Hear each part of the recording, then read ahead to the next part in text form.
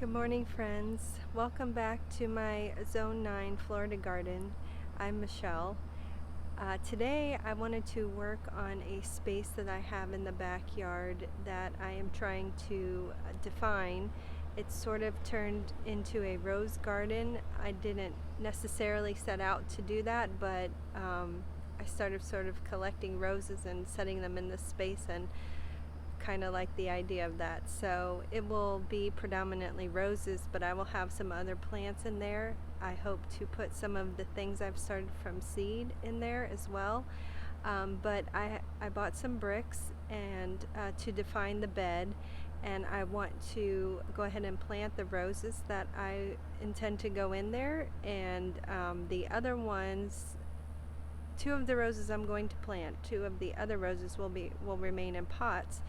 And I want to try the cardboard method where, and I'm sorry this is crooked, the cardboard method where you put cardboard down so that you don't have to dig up all your grass, and then I'm just going to mulch on top of that. So I want to go ahead and plant most of the items I want to put in the space now so that I'm not trying to plant through cardboard.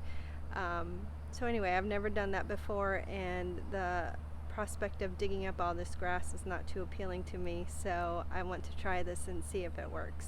So anyway, come along with me on this journey. I will show you a before of the space and an after. I'm not sure if I will be able to get everything done today because it's very hot and I don't want to have a heat stroke, so I'll see what I can accomplish. I should be able to at least plant the two roses that I want to get in the ground, and then we'll go from there. But I will take you along throughout the entire process, start to finish, so stick with me. Here is the space I'm working on. I have defined it in a circular pattern, and I believe that's how I want it to stay. I will probably make the bricks 2 levels high, so I have to go get some more, but for now I can start out with the 1 level and at least define the space and get everything planted, and then the cardboard down and the mulch on top of it. It doesn't really matter if I have all of the bricks to start with. But I picked up 2 more new roses, and I sort of set them in the space and thought, well, this might actually be a nice area to have a little rose garden. So the 2 roses in the terracotta pots are my David Austins. This one here is Bosco Bell, and it is a corally pink flower. It's very pretty. And over here is the Lady of Shalott, and I'm a little disappointed. The plant is flourishing and it looks very nice. It's put on a lot of growth, but I've not had any flowering yet. So I'm not sure why that is, if it needs more fertilizer or if the blooms just take a little bit longer to come out, but I'm hanging in there with it. This is the only rose I'm not sure will jive in the space. It's a peachy tone, and everything else in here is more of pinks and purples, but for now I will leave it. This rose here is an heirloom rose that I picked up at Lowe's. This is the last bud that is on it, and it's fading as you can see, but it's a very pretty lavender color and it has a beautiful scent. And then over here, I could not resist picking up this rose. It is an iceberg. It was labeled as a floribunda rose, but it said iceberg, burgundy iceberg, and the blooms on the outer edge are pink, a deep pink / purple color, but the underside is white. And so I just found that very unique. Let me show you over here. You can see the bud. These are newer blossoms, but just look how beautiful the variation in tones.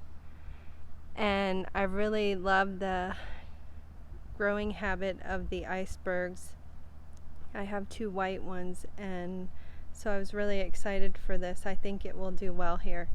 So anyway, that's the plan. I will plant the iceberg and the heirloom rose and then the other 2 roses I will leave in the containers for now, and then later on we'll either plant them in the ground or we'll relocate them. But then I plan to fill in the spaces in between with some zinnias I'm thinking that I started from seed. But anyway, this will take a few days and I'll show you the progress as I go along. I will remove this bird feeder in the middle, and I would like to put that bird bath back there, I think, in the middle, because eventually I intend for this to be a water feature. I would like a fountain or something of that nature in the middle. So anyway, here we go. Let's see how this turns out. And here we are, phase 1 is complete. I leveled out the ground over here to try to get the bricks more even. And of course, in doing that, I lost my circle. So I hope I put the bricks back in the right spot. But anyway, I also decided to work on the bird bath first before planting. So I got the bird bath in and leveled, filled it with water, and then the next part I will plant the 2 roses in the pots, in the nursery pots. I will put those into the ground. I decided to put the iceberg up front because I think that will have more blooms on it, and this is the direction at which I will be looking at this area most often, so I wanted to put that up front. But stay tuned for phase 2.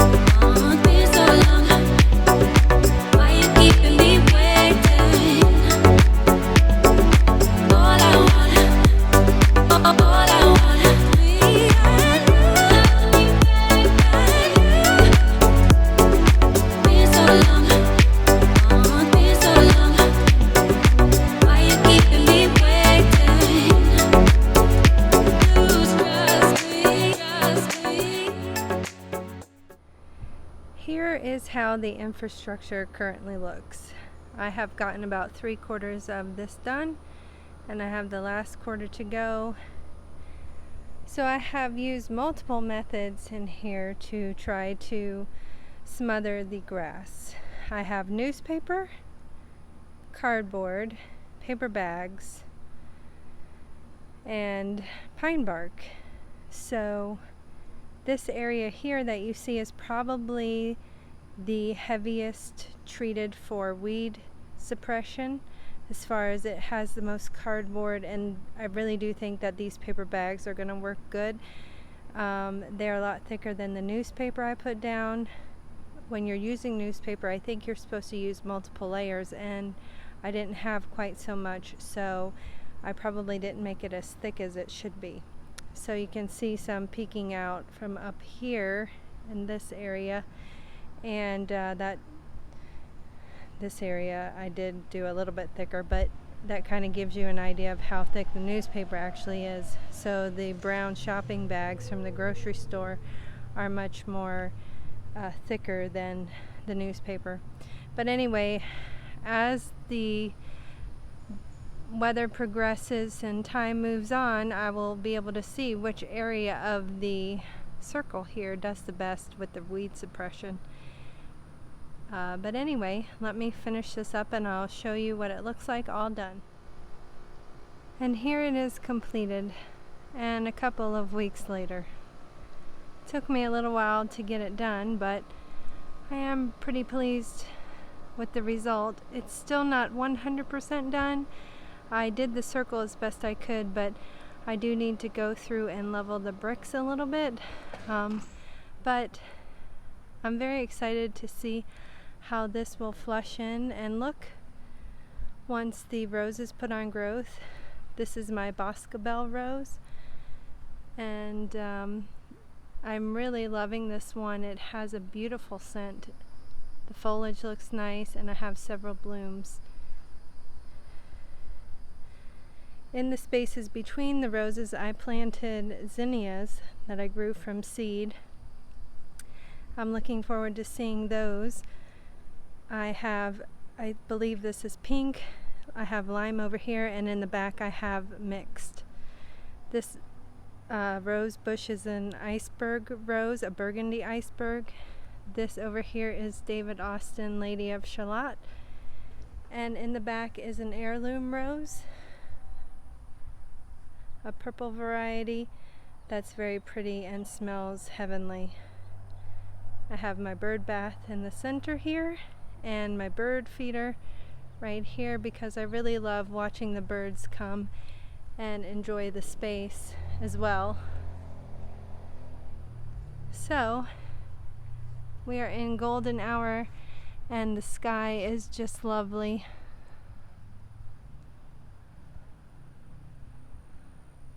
I really enjoy coming back here and seeing the sunset, well, what there is left of it to see with all of the housing monstrosities over here. But anyway, I look forward to showing you guys the space again as the plants continue to flush out and put on blooms, so stay tuned for that, and thank you so much for coming along with me on this journey. I hope you all have a blessed evening. See you in the next one. Bye-bye.